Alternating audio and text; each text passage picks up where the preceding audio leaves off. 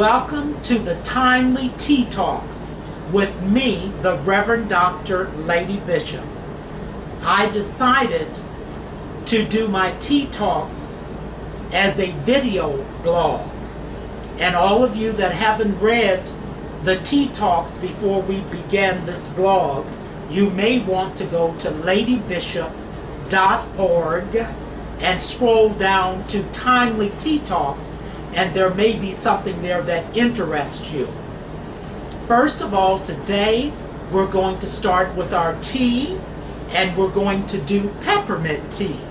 Peppermint tea relaxes you, it calms the stomach, and this is if it agrees with your doctor and your system. You can put a little bit of honey if you'd like, because you never use regular sugar with herbal teas. You must use honey if you have a taste for it to be a little bit sweeter. But if you are diabetic and if it doesn't agree with you, make sure you consult your physician if it doesn't agree with him or your system. So today I have chose to talk about the most honorable President Obama on the issue that he talked about concerning gays, about his birth certificate, and about Miss Obama buying a $500 pair of tennis shoes. Now, first of all, we're going to speak about Miss Obama's tennis shoes. In Ephesians chapter 6, starting at verse 10 through 18, you can read what the Lord tells you that we need to have in this day of where we are not fighting what we see, we are fighting the spirit world. So she needs to have comfortable shoes.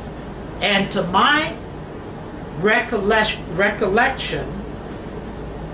Mrs. Obama had a $250,000 to $300,000 job before she came to the White House. So if she wants a pair of $500 shoes, excuse me, this tea is good, and buy cheap dresses, well, I think that's her prerogative.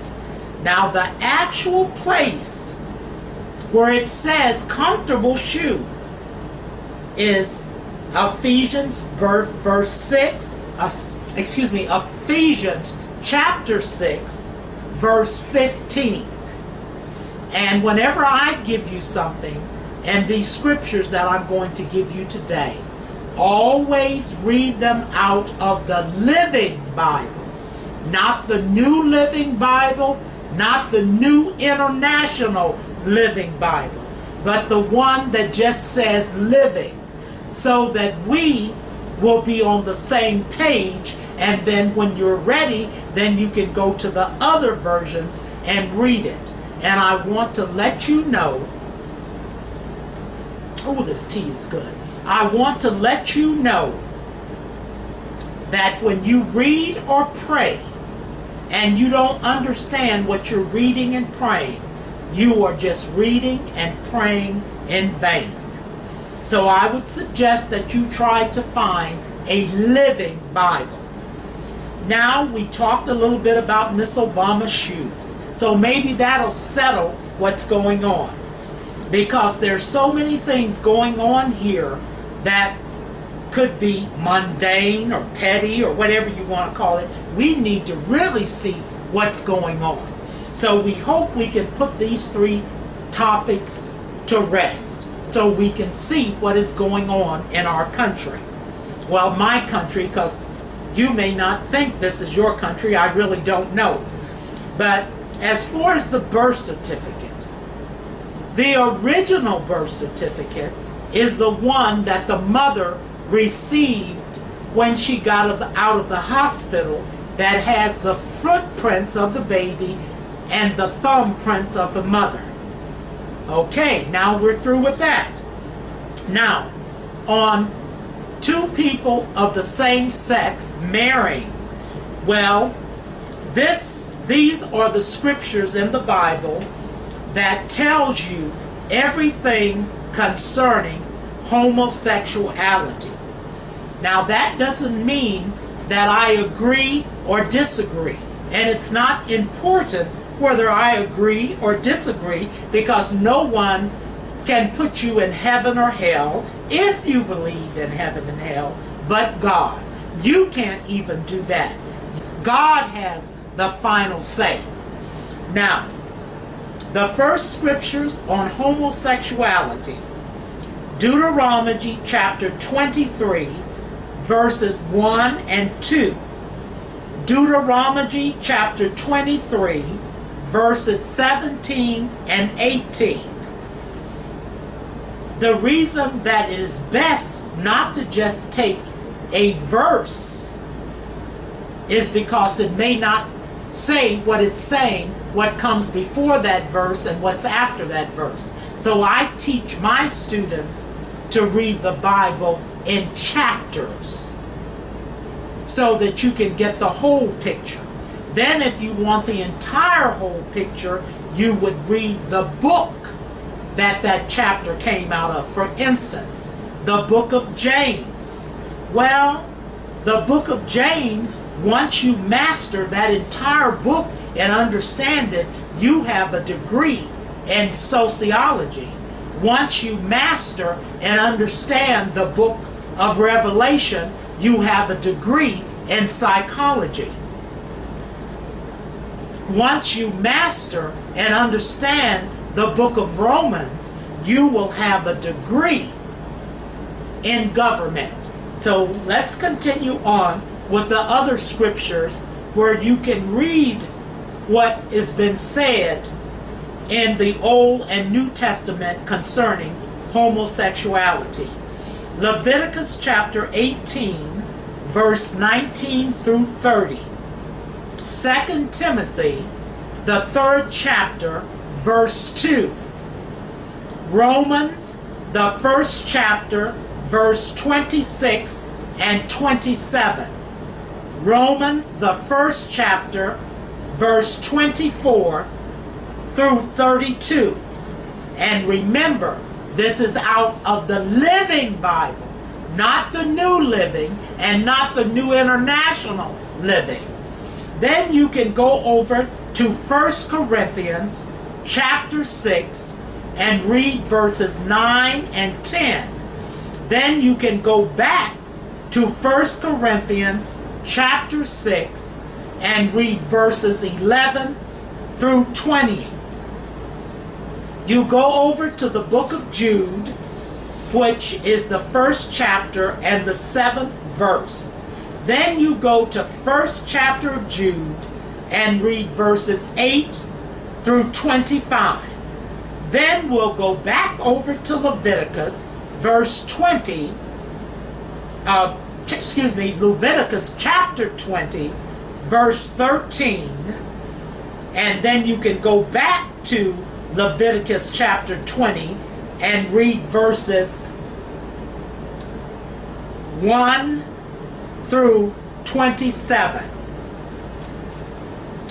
Now this you have to study with an open heart and an open mind, and you have to read it in the order that I gave it to you.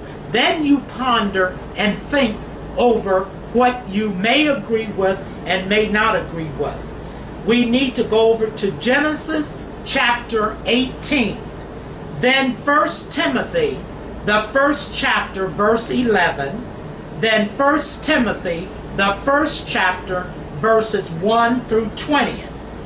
And last but not least, we have Romans, the 1st chapter, verse 26 through 32. Then we have Romans, the 1st chapter, verses 1 through 32. Both of those books of Romans will tell you if it was 2 men that started sleeping together first, or if it was 2 women. Oh, you're going to be surprised on this one. It actually says it was 2 women. But as you know, the mother is the first teacher of the child. Now, we have to be fair with this. Those that believe in homosexuality, their scriptures to back it up is Ruth chapter 1, verse 16 through 17. 1 Samuel chapter 19, verses 1 to 3. I hope you're enjoying your tea. Then we have 1 Samuel chapter 20, verse 17, and Matthew chapter 19, verse 12. And on this video blog, we will have all four sides to the story. I know they teach you it's only two sides to a story, but that's not true. We have two people here. This person tells their side, then this person tells their side, then we have the side that this person didn't tell and the side that this person didn't tell. So we put all of that together and we get four sides. So I thank you very much, and God bless, and no offense to anyone out here. We just need the facts, and everybody reads and see what conclusion they come to. And my motto is truth cannot be found until the lie is recognized. God bless you. We're going to end this little tea talk today with my favorite gospel singer, Miss Dottie Peoples. Take your burdens. Thank you, Miss Dottie. Take your burden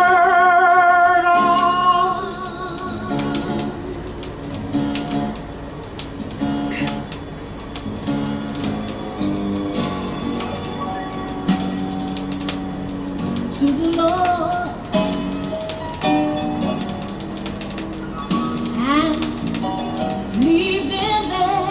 I want you to remember as we're closing, there was a gentleman that was the CEO of the Pentagon, Honorable Rumstead, once said the truth has to be hid with many lies. I say that could be true according to Ecclesiastes chapter 3. To everything there is a season. And I'm leaving you with Psalms 101. It answers what I personally feel about the subject that we talked about over tea today. One of my favorite gospel songs, as I told you, is the one we're talking about and hearing now from Miss Dottie Peoples. And remember that Psalms, my personal Psalms, is Psalms 101. God bless you, and if it's God's will, you'll listen again. Give it up.